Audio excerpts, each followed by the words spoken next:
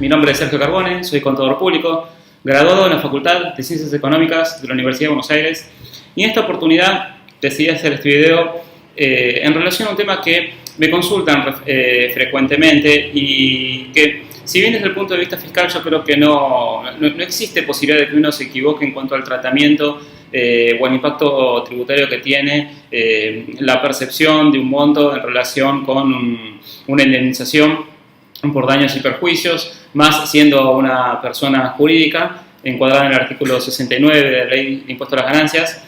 Me parece importante refrescar algunos conceptos y me parece importante analizar o explicar algunas cuestiones que de la lectura de la jurisprudencia, ya sea tanto administrativa como judicial, cuando se plantearon cuestiones o diferentes entre los contribuyentes y los diferentes fiscos nacionales y provinciales, han quedado patente que ciertas cuestiones que el contribuyente pretendía entender como indemnización, en realidad no eran indemnización, sino que obedecían a otro tipo de conceptos, que luego vamos a ver que básicamente son prestaciones de servicios, locaciones, ventas de bienes y demás, y en realidad lo que existía era una simulación. Por eso, si bien el título de este video está relacionado con el tratamiento fiscal de las indemnizaciones, eso lo vamos a ver hacia el final del video.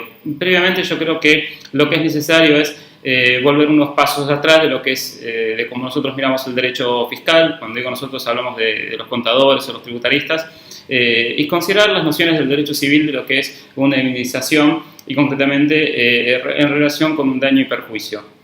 Esto tiene que ver con que el derecho fiscal, si bien es autónomo, ciertos conceptos o principios jurídicos que no hubieran sido definidos por el derecho fiscal, la ley 11.683, que es la ley de procedimiento tributario, indica que deben servirse de las nociones del derecho civil. Y en este sentido, el concepto de indemnización a los fines fiscales no fue definido, de manera tal de que tendremos que irnos a los principios y a los elementos que han sido regulados en el derecho civil.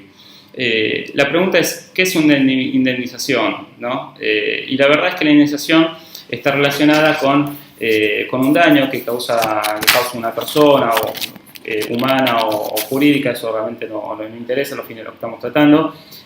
Un daño causado por una actividad desplegada, puede ser una actividad lícita o ilícita. Tal vez es difícil para uno ver por qué podría yo causar un daño obligado a indemnizar si despliego una actividad lícita, y el ejemplo más común es ver el Estado, ¿no? El Estado, cuando realiza una actividad, si de pronto en esa actividad perjudica a algún tercero, por más que es una actividad lícita, debe indemnizarlo. Generalmente lo que sea en el mundo contractual, en el mundo de los privados y de las empresas, tiene que ver, en lo que es objeto de este video, con el daño generado por daños y perjuicios por un incumplimiento contractual. Y esto es justamente lo que fue, si se quiere, objeto de interés de revisión en estos días, donde básicamente lo que se me consultó es cuál es el tratamiento fiscal ante una indemnización recibida por daños y perjuicios por incumplimiento contractual de alguna de las partes. Lo primero que tenemos que ver es que los contratos se celebran de buena fe y se presume que estos contratos se van a cumplir en términos por las dos partes. Si una de las partes no cumple con lo establecido por el contrato, la otra parte debe siempre impulsar el cumplimiento de este contrato. Si en definitiva el cumplimiento de este contrato ya resulta ser imposible, ya sea por la negativa en cumplirlo o porque de pronto la acción que ha desplegado la contraparte impide continuar con la actividad que se venía desarrollando en mérito del contrato, existirá un rompimiento de las cláusulas del pacto contractual y en definitiva empezará a actuar el derecho de daños, que lo que busca es en principio resarcir de aquella o volver a colocar en el lugar que la persona esperaría haber estado colocado, de haber tenido cumplido el contrato. Y a su vez muchas veces tiene, más allá de reparar el daño que se ha causado, algún otro tipo de indemnización que tiene que ver con daños accesorios, daños morales y demás, que tiene que ver con otros perjuicios que se generan por un incumplimiento contractual. Realmente no quiero ser muy técnico en esto, ni me quiero ir a la parte jurídica, sino que quiero señalar los puntos centrales, porque la idea de los videos es ser corto. Entonces me cuesta mucho no expresarme con palabras excesivamente técnicas que son propias del derecho, pero bueno, trato de hacerlo sencillo. ¿Qué ¿Qué es lo importante para mí? Si de pronto una empresa está en un litigio porque se ha incumplido un contrato, lo normal es que la contraparte tenga diferencias en lo que es la interpretación del contrato y el diferendo se resuelva en la justicia. En ese caso, será el juez quien decidirá cuánto es la indemnización que se tiene que pagar, los conceptos, los rubros y demás, y realizará la liquidación. En este caso no tenemos ningún tipo de dudas. Desde el punto de vista fiscal, nosotros como contadores vamos a recibir el dato, hay una indemnización, y lo vamos a tratar como corresponde, que como dije es la última parte del video. Sin embargo, se presentan otro tipo de situaciones, que es, existe un rompimiento contractual y generalmente, hoy por hoy es obligatorio, las cuestiones antes de dirimirse en la justicia deben dirimirse en un proceso conciliatorio.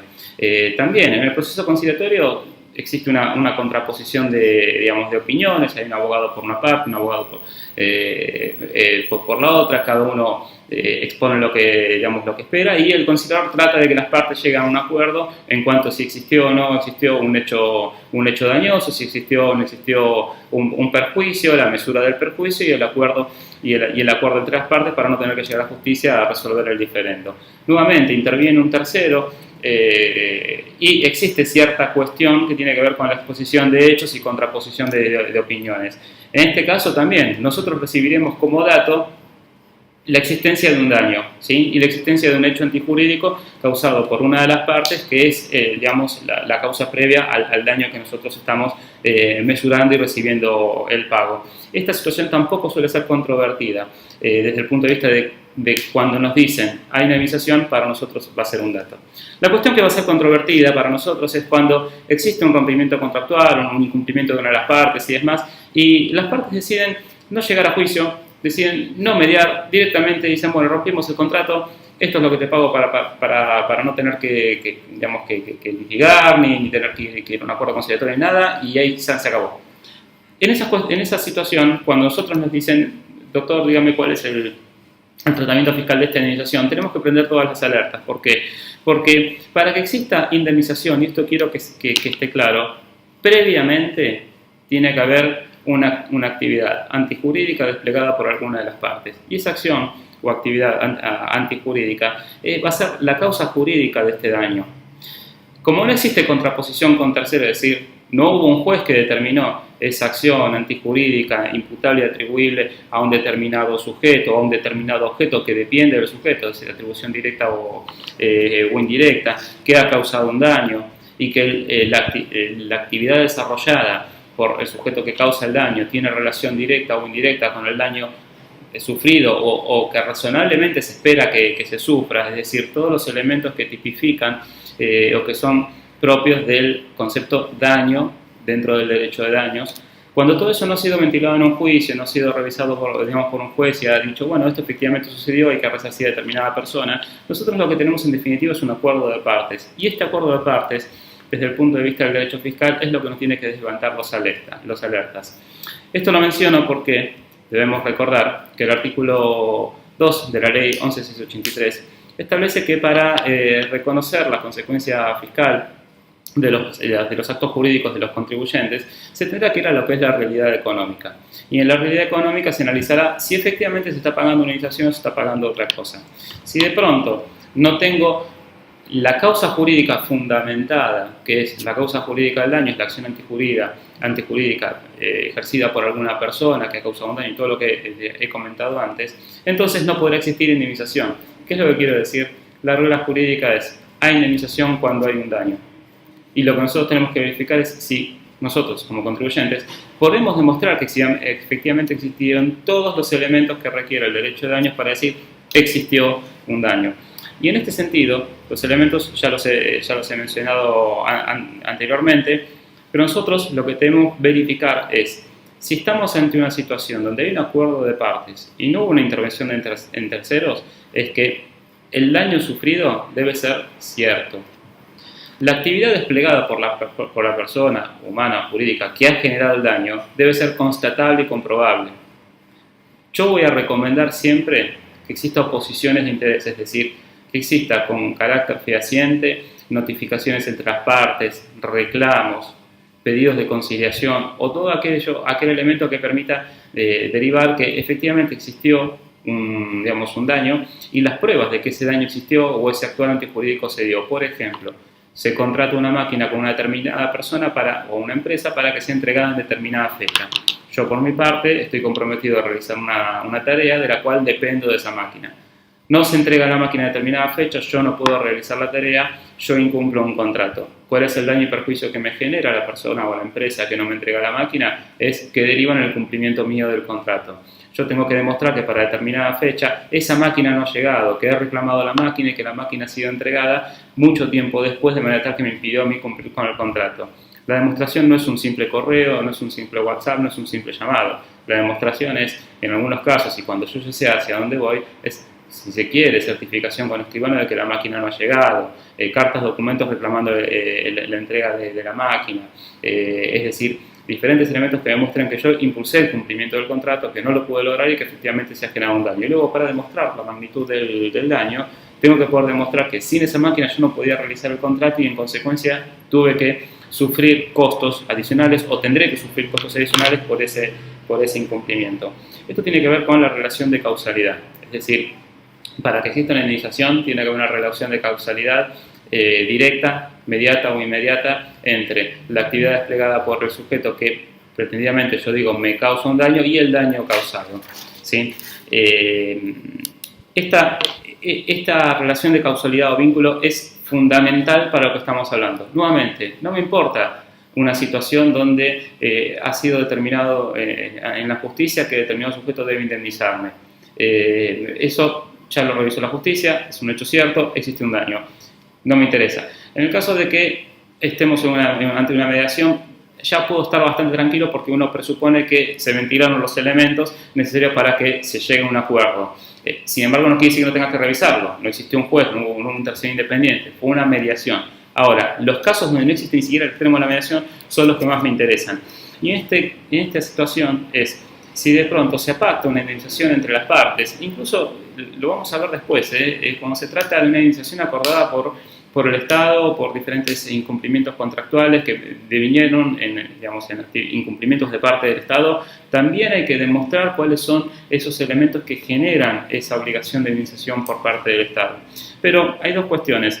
En cuanto a las consecuencias de un incumplimiento o de un daño pretendido que hubieran causado, puede ser una causa directa, puede ser una indirecta, es decir, se genera el incumplimiento hoy, los daños yo los sufriré mañana, pasado, dentro de un mes. Y después, esos son medianamente ciertas, es decir, esos son mesurables, se pueden liquidar, no vamos a tener problema. En caso nosotros como contribuyentes debemos poder demostrar que si hemos recibido una indemnización de 1 millón de pesos en función de una ruptura de un contrato que me va a generar el año que viene determinado costo, que efectivamente se genere ese hecho, ¿sí? Y que no puede inferirse que se trata de otro tipo de relación subyacente escondida por el contribuyente a través de un negocio jurídico anómalo. En ese caso entraría el artículo 2 de la ley 83 y naturalmente caería los efectos fiscales que está pretendiendo para el negocio jurídico. Pero hay dos cuestiones que a veces se pueden liquidar o pretender liquidar, que son las causas fortuitas, es decir, a mí me indemnizan pero yo no sé si voy a sufrir ese daño. Eso es más difícil de justificar si no ha pasado por un tercero independiente, preferentemente la justicia. Es decir, yo no puedo pactar con un cliente que me va a indemnizar en 10 millones de pesos por si resulta ser que se nos ocurre inventar un incumplimiento de parte de él y puede ser que ese incumplimiento a mí, no sé, tal vez me genera algún daño valuado en 10 millones de pesos.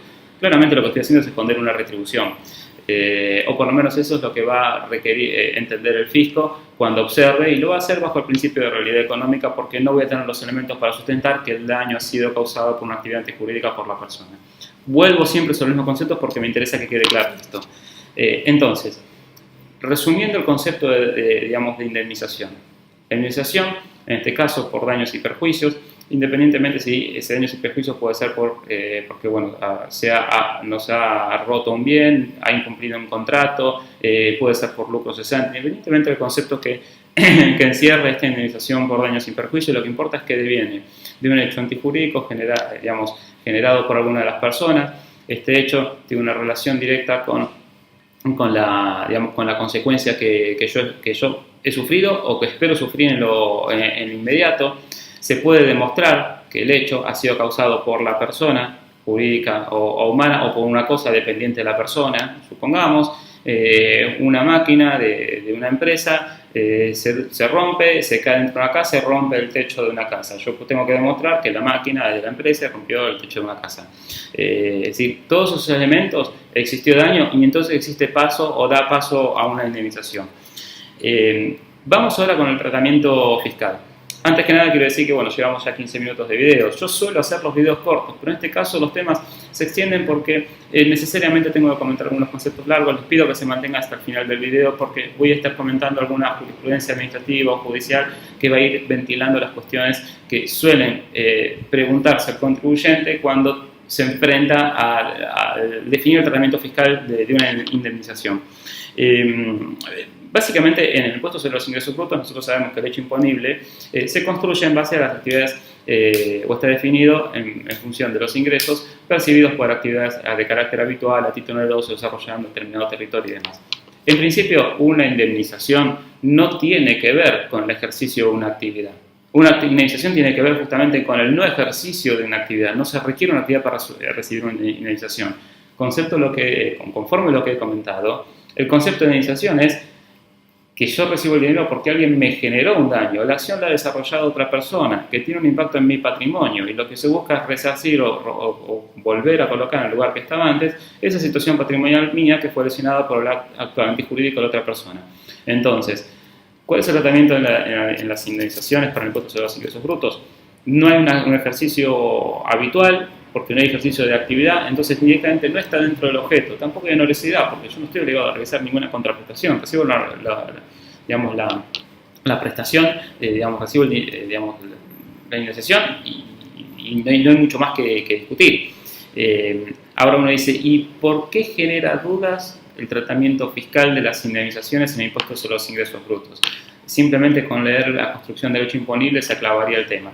Sin embargo, existieron casos como, por ejemplo, les puedo mencionar el informe 90 del 2012 emitido por el fisco local de la Ciudad Autónoma de Buenos Aires.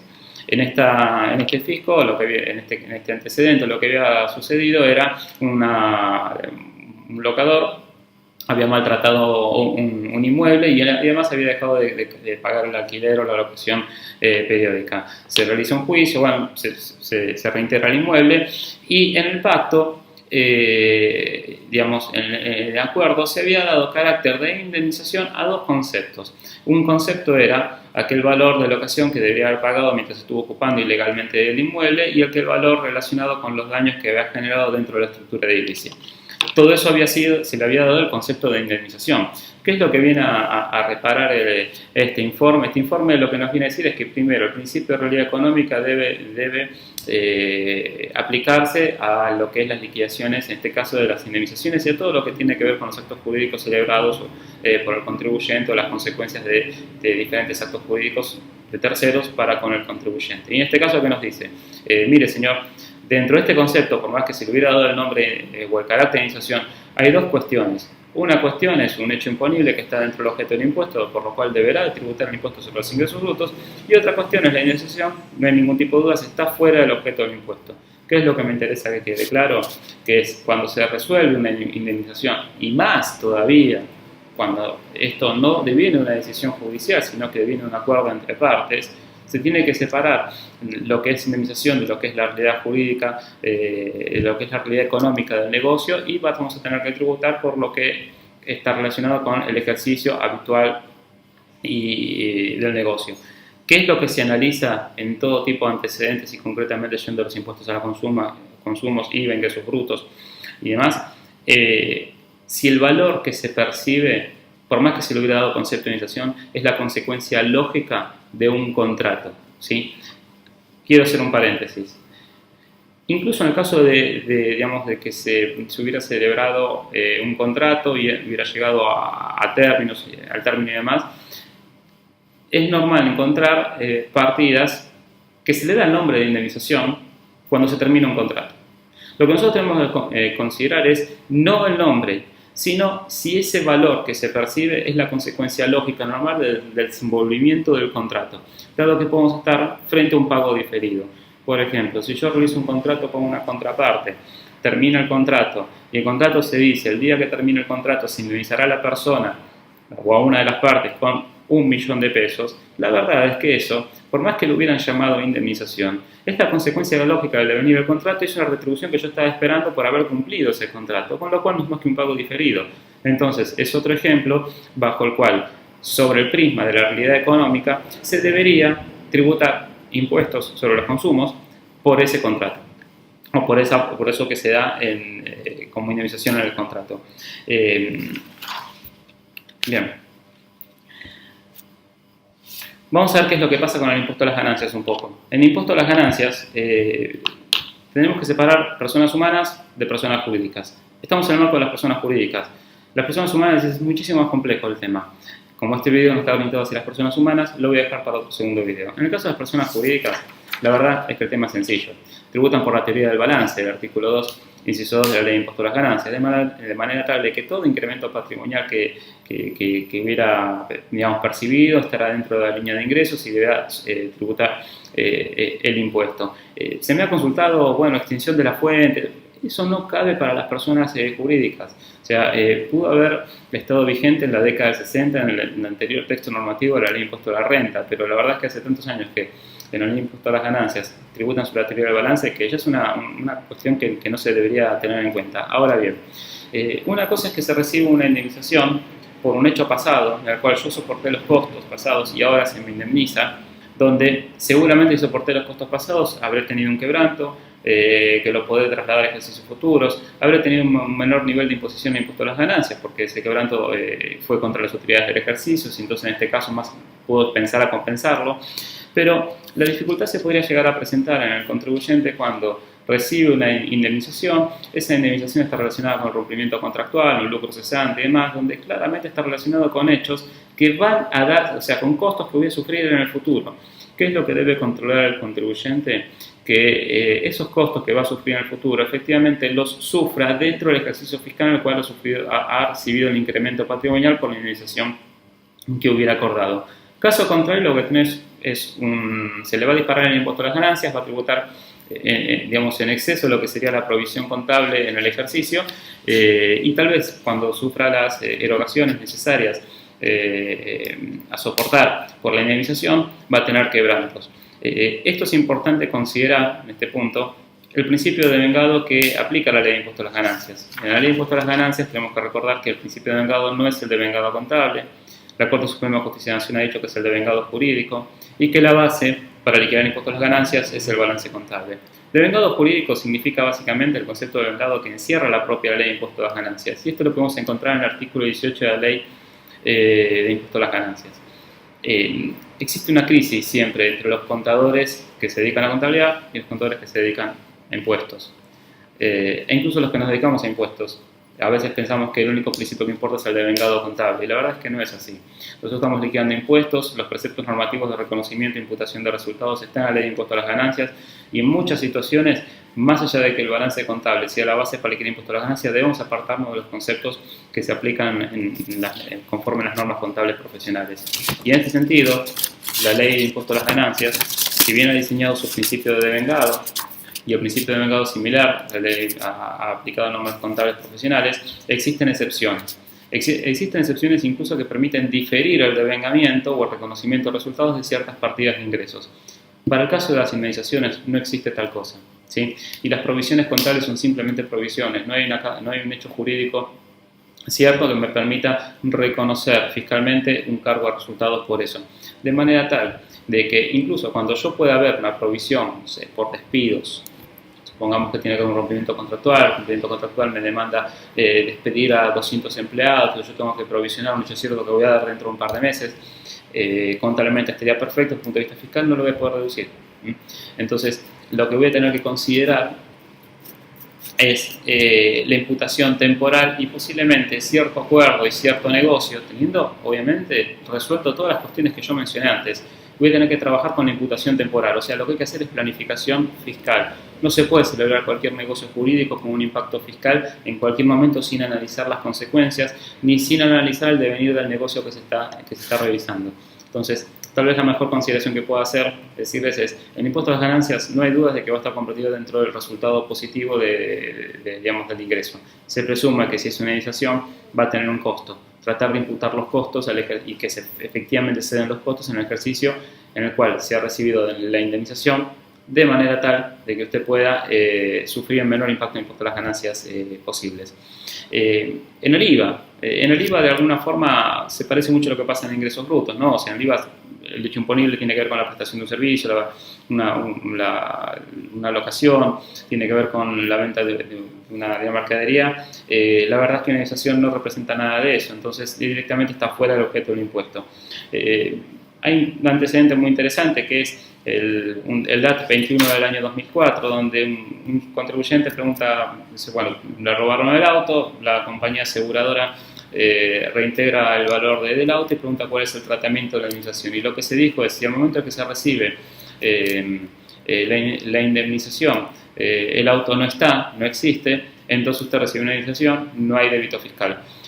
Si en cambio, en el momento que se recibe la indemnización, el auto está destrozado, entonces corresponde que se responda por el total del valor del auto. Está destrozado, pero el auto existe, entonces no es una indemnización, se está pagando el auto, usted está vendiendo, deberá determinar el débito fiscal conforme la base imponible asignada al auto en ese momento en función del Estado. Habrá una apertura de conceptos, habrá un valor que tendrá esa chatarra, otro valor que tendrá concepto de indemnización. Se preguntó si había que reintegrar los créditos fiscales, se aclaró que no, porque no está dentro de las hipótesis de la norma. ¿Esto qué quiere decir? Que de vuelta vamos al principio de la realidad económica. Si existe o no existe un auto, la cuestión para este antecedente es, trabajemos sobre la realidad económica, trabajemos sobre qué es lo que sucedió internamente y verifiquemos si se presentan los elementos del hecho imponible que me evita determinar si existe una venta de un bien, un servicio, una locación. Algo parecido ha sucedido en el DAT 59 del año 2000. Se trataba de un concepto que había reconocido el Estado, un prestador privado, como indemnización por diferencias de tarifas públicas. ¿Cuál fue la controversia? La controversia se dio en el sentido de que había un acuerdo que decía, el Estado había firmado con un particular, señor, usted lo voy a indemnizar por una diferencia de tarifas públicas, y el particular pretendía, no digo particular, hablo de persona jurídica, pretendía que, como era una indemnización, esté grabada por el IVA. ¿Qué es lo que se aclaró? Que la indemnización, como que había sido llamado, no tiene que ver con el concepto económico que encierra. El concepto económico que encierra realmente era un sobreprecio de la tarifa, por ende era precio, por ende debería estar grabado por el IVA. Nuevamente, el principio de realidad económica va a primar sobre la interpretación del acto jurídico.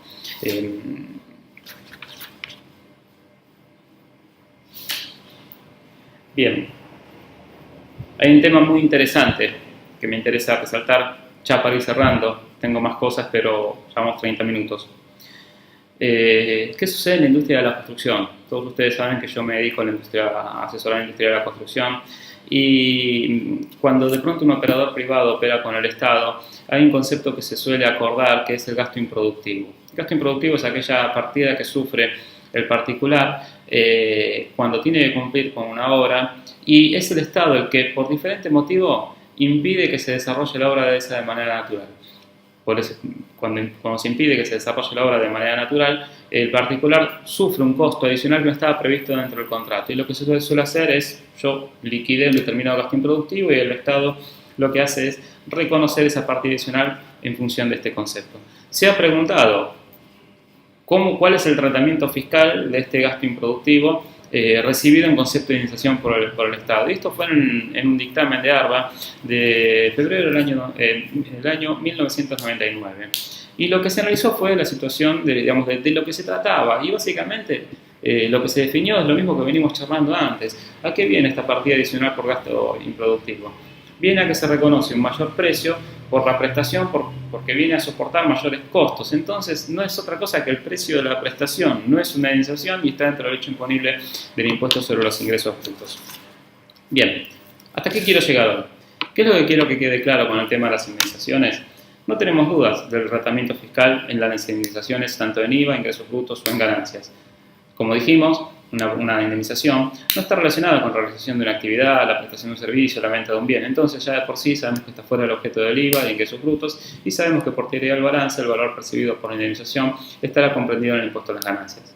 Ahora, respecto al impuesto a las ganancias, yo lo que hice fue advertir la importancia de planificar fiscalmente la fecha en la que se devengará el ingreso y la fecha en que se devengarán jurídicamente las erogaciones, para evitar sufrir impactos injustos en la determinación fiscal del impuesto a las ganancias.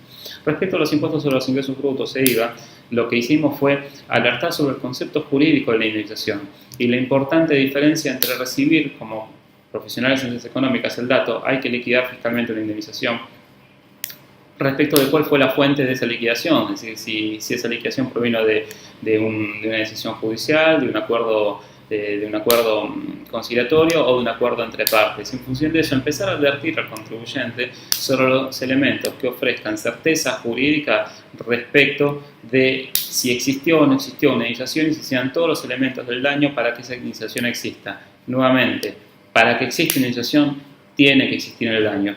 Y en este sentido, lo que tenemos que hacer es analizar la situación subyacente con elementos jurídicos, o sea, lo tenemos que analizar de forma jurídica. No podemos pensar simplemente en el dato existe una indemnización. Mi consejo es que ante este tipo de situaciones se analice, se reflexione y se consulte siempre la jurisprudencia, porque como hemos visto en algunos casos que he mencionado, veremos que muchas veces los conceptos que se pretenden como indemnización encierran mecanismos de planificación fiscal nociva. Tenemos que evitar los mecanismos de planificación fiscal nociva y advertir, en todo caso, al contribuyente que quiera perseguirlos, las gravosas consecuencias que tiene cuando es destruida esa planificación simplemente por aplicación del principio de realidad económica. ¿Sí? Bueno, gracias a todos por acceder a este video. Si alguno tiene una situación particular con una liquidación impositiva, me puede consultar. Y bueno, les pido a todos que se suscriban a mi canal, así van recibiendo las notificaciones cuando subo algo. Hasta luego y gracias.